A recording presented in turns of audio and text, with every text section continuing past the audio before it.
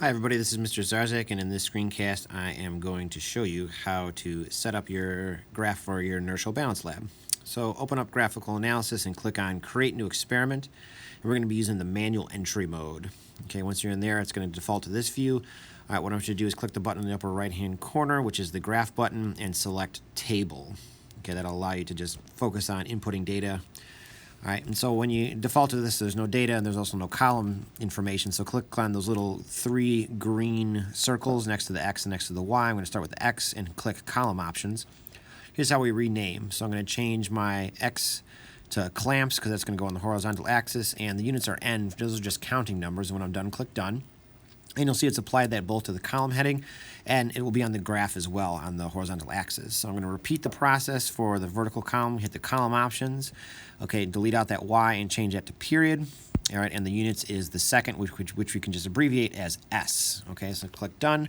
Click that graph options button up in the upper right-hand corner. That would take you over to the graph, but before I do that, I'm going to enter in my data. Okay, so I'm going to go through one step at a time. So for 0 clamps, all right, for my sample data, I had 0.25 seconds as the period. All right, and I'm going to continue to enter in my data. Every time I do that, I'm just going to click next on my keyboard to either toggle over to the next column or to the next row. Please, of course, insert your data, not mine. I don't need to see a graph of my data. I need to see a graph of yours. Okay, and if you make a mistake like I just did right there, okay, you just hit the backspace, all right, and just change. And if you need to, you can always just double tap on any of the cells in either row or column. That's a little weird on that in that this is a double tap as opposed to a single tap to make the cell active. Okay, so just go on through and finish up entering in your data. Okay, the number of clamps in the left-hand column, not the period. So I made another mistake, which is okay. Just go back and delete that out. All right, just about there. And once we have all of our data entered in, then I'm going to go and hit that graph button again, which again, that's supposed to look like cells in a spreadsheet. When you click that, it allows you to change your view, okay? So I go over to the graph. Oh, and I should mention, too, that I took a screen capture of my data table, so it's in my photo roll. Okay, I can just pinch zoom to change the scaling on my graph, just so if I want to zoom out or zoom in, or if I just double tap, okay, that actually allows me to auto scale. All right, the next thing I want to do is over in the left-hand corner, there's a little green button, okay, and if I click on that, the graph options, okay, here's where I can title the graph. So in physics, we follow the convention of vertical axis versus horizontal axis, so this is period versus clamps. Note in the title that I do not include units, okay? If I want units, I look at the axis labels, and they're already there. All right, the next thing I'm going to do is I need to curve fit this in order to annotate it. All right, and so what I'm going to do is I'm going to tap and hold. All right, and then I will drag across the data itself to select it. Okay, there's a touch to this. All right, when I do that, little button in the left-hand corner turns to blue, which means it's been activated.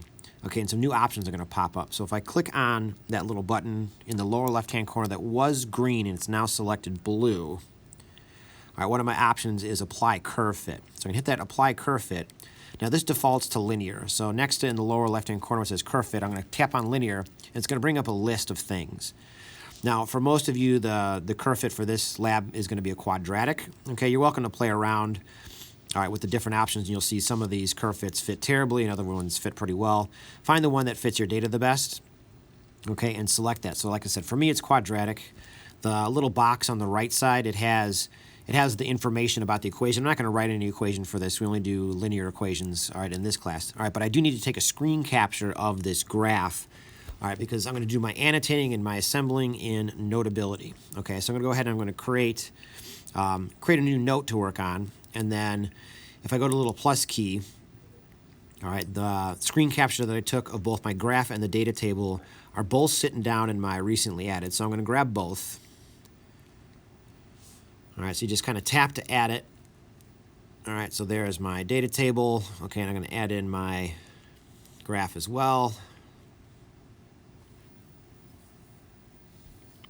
Okay, and there's two things I want to do. One, I'm going to do a little cropping, and I'm going to do a little resizing as well. So if I select and hit the edit, that takes me into this menu, and the crop function is over on the left-hand side from the menu. Okay, so I can just drag these little blue circles Okay, and I'm going to trim out the extra stuff from my graph that I don't need so that I just have the graph itself, title on the top, axes on the bottom. And the same thing too with my data table since I just screen captured.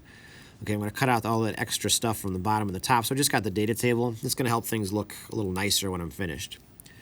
All right, so then I'm going to go and I'm going to reposition this, and I'm going to resize this too to make this nice and big.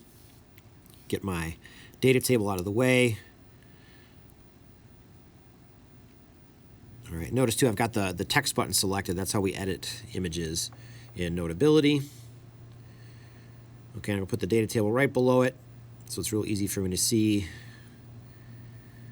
the data associated with the graph itself. All right, and that looks pretty good. Okay, so now as far as the annotation goes, all right, what we're interested in is figuring out the mass of the cylinder in clamps, and we're going to do this graphically. All right, we recorded the period during the lab of the iron cylinder in the inertial balance. So for me, my cylinder had a period of 0.39 seconds. All right, so I'm just going to label that point on the graph like this. All right, I'm going to draw a line. Remember, if you draw and hold, okay, you can make your line straight. So that's for me, 0.39 seconds. Obviously, your cylinder will be different. I'm going to do the same thing down to the horizontal axis, and I'm just going to use that little scissors tool to get this lined up. All right, and that's going to allow me to actually determine the mass of the cylinder in clamps, okay? And so right next to that, I've identified this point for my iron cylinder. I'm just going to label that point. All right, my data for my lab was 0.39 seconds was its period, and using the axis, that's equivalent to, let's see here, 2.8 clamps. So I'm going to put that right in my ordered pair. It's an 8, I promise. Okay, and my